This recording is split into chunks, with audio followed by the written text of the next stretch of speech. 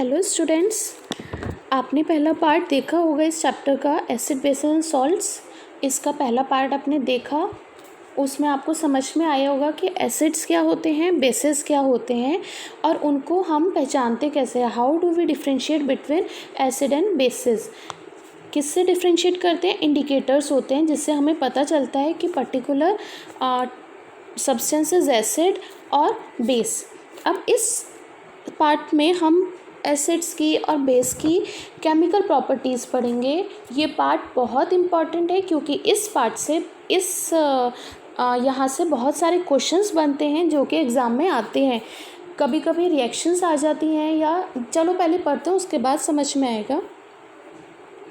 Properties of acids and bases. सबसे पहला है acid reacts with metal to form hydrogen gas. Acid हमेशा metal के साथ रिएक्ट करके हाइड्रोजन गैस इवॉल्व करता है। जैसे metal plus acid is equals to hydrogen salt plus hydrogen gas. अब इसके रिएक्शंस देखो। Na क्या है? एक मेटल है, HCl एसिड है। इन दोनों ने जब रिएक्शन करी तो ये Na इस Cl के साथ जुड़ गया और NaCl बन गया और ये H2 गैस इवॉल्व हो गई।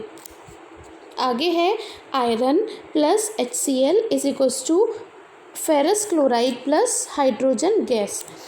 Next Mg plus H2SO4 is equals to MgSO4 plus hydrogen gas.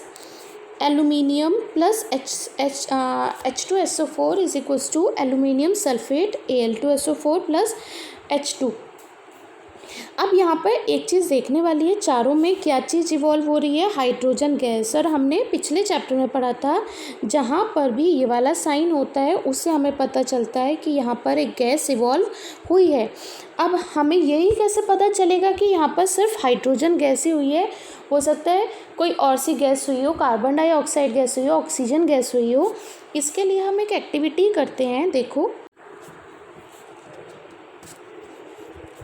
क्या है ये हाइड्रोजन गैस का टेस्ट। इसमें क्या होता है, हमने एक टेस्ट ट्यूब ली और जिसको एक टेस्ट ट्यूब होल्डर में इसे हैंग कर दिया। ये देखो यहाँ पर। इसके बाद हमने इस टेस्ट ट्यूब में जिंक के ग्रेन्यूल्स लिए, आप मैग्नीशियम भी ले सकते हैं, और उसमें H2SO4 डाल दिया, डाइल्यूट सल्फ्यूरिक एसिड। H2SO4 भी डाल सकते हैं हम, कोई और सा भी एसिड ले सकते हैं। अब इसे डालने के बाद अब यहाँ पे देखो हाइड्रोजन गैस के बबल्स दिख रहे हैं आपको। अब इन बबल्स को हम इस टेस्ट ट्यूब में हमने कॉर्क लगाया हुआ है, ये रहा कॉर्क, जिससे कि ये भी सील्ड है और इसमें ये एक ट्यूब जा रही है। जो भी इसमें गैस इवॉल्व होगी वो इस सोप सॉल्यूशन में हम कलेक्ट कर लेंगे।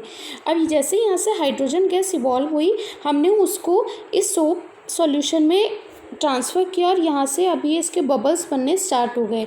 अब इन बबल्स के पास जब हम जलती हुई एक कैंडल या बर्निंग कैंडल लेकर जाते हैं तो ये पॉप साउंड के साथ बर्न होने लग जाते हैं। इसका मतलब कि जब भी कोई भी बबल पॉप साउंड के साथ बर्न होता है तो इसका मतलब है कि वो हाइड्रोजन गैस है। आगे चलते हैं हम।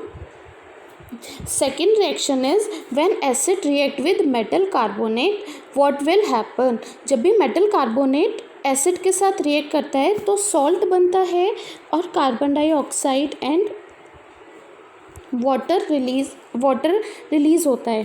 अब ऐसे ही अगर मेटल हाइड्रोजन कार्बोनेट ले लेते हैं, इसको एसिड के साथ करते हैं तो इसमें एक हाइड्रोजन ज़्यादा है तो वो तब भी सॉल्ट ही बनता है, कार्बन डाइऑक्साइड एंड वाटर की फॉर्मेशन होती है। इसकी रिएक्शन देखो, acid plus metal carbonate is equals to salt plus carbon dioxide plus water. देखो HCl ये एसिड है, सोडियम कार्बोनेट, इसको वॉशिंग सोडा भी कहते हैं। सोडियम कार्बोनेट के साथ रिएक्शन होगी तो यहाँ तो NaCl बन गया, CO2 बन गया और 2 H है और एक O यहाँ पर बचा है तो उससे वाटर बन गया। दूसरा है HCl plus sodium hydrogen carbonate, metal hydrogen carbonate लिखा था तो इससे क्या बना, salt plus water plus carbon dioxide. अब वही वाली बात आ गई जो हमने पीछे देखी थी कि हमने पहले तो पता कर लिया था कि हाइड्रोजन गैस है तो वो पॉप साउंड के साथ बर्न हो जाती है। अब हमें कैसे पता चलेगा कि यहाँ पे कार्बन डाइऑक्साइड हो सकता है यहाँ भी हाइड्रोजन गैस ही इवॉल्व हुई हो। कैसे पता चलेगा, इसके लिए हम एक टेस्ट करते हैं जिसे कार्बन डाइऑक्साइड का टेस्ट बोलते हैं। इसमें क्या है, हमने एक टेस्ट ट्यूब ली जिसमें कैल्शियम कार्बोनेट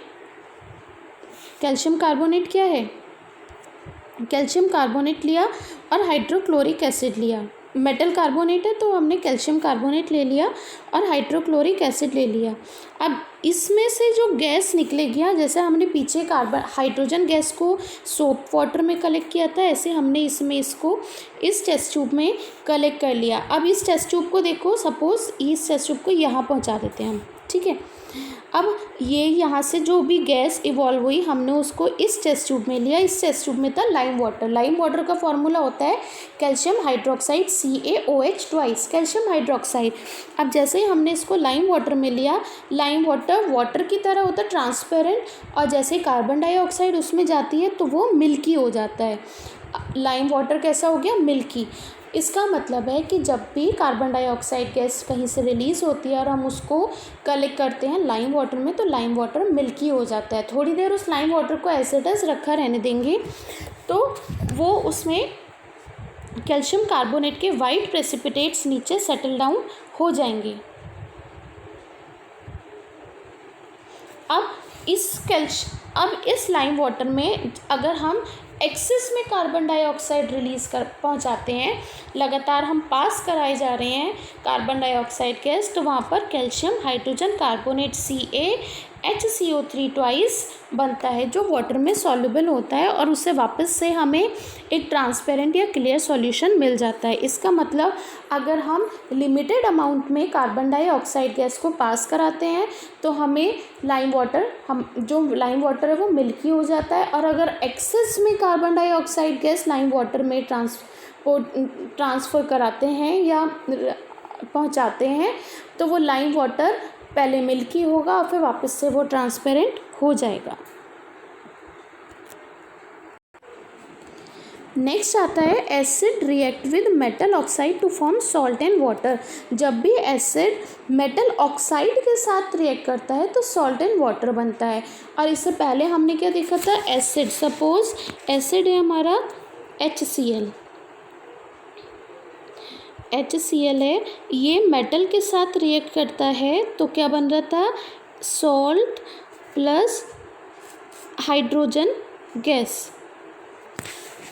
लेकिन यहाँ पर मेटल ऑक्साइड है, हमने O ले लिया तो ये वाला O जाके H2 के पास जुड़ जाएगा और हाइड्रोजन गैस की बजाय वाटर रिलीज़ हो जाएगा। बहुत इजी है, इसको फर्स्ट रिएक्शन के साथ देखेंगे तो अपने आप समझ में आ जाएगी। जब भी एसिड मेटल के साथ रिएक्ट करता है तो सॉल्ट प्लस हाइड्रोजन गैस बनाता है, और मेटल ऑक्साइड के साथ रिएक्ट करता है तो सॉल्ट प्लस वाटर बनाता है। तो यहाँ पे सोडियम ऑक्साइड है और HCl है, इससे क्या बनेगा, NaCl और वाटर। कैल्शियम ऑक्साइड है H2SO4 सल्फ्यूरिक एसिड के साथ करेगा तो कैल्शियम सल्फेट और water. Magnesium oxide magnesium chloride और water. Copper oxide copper chloride plus water. Copper oxide जब सल्फ्यूरिक एसिड के साथ रिएक्ट करेगा copper sulphate plus water.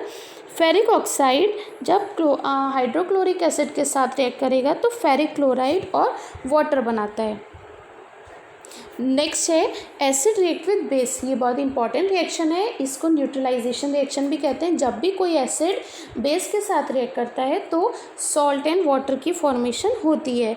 HCl plus NaOH is equals to NaCl plus HOH। HOH का मतलब क्या हुआ, HOH मतलब H2O, HOH का मतलब H2O।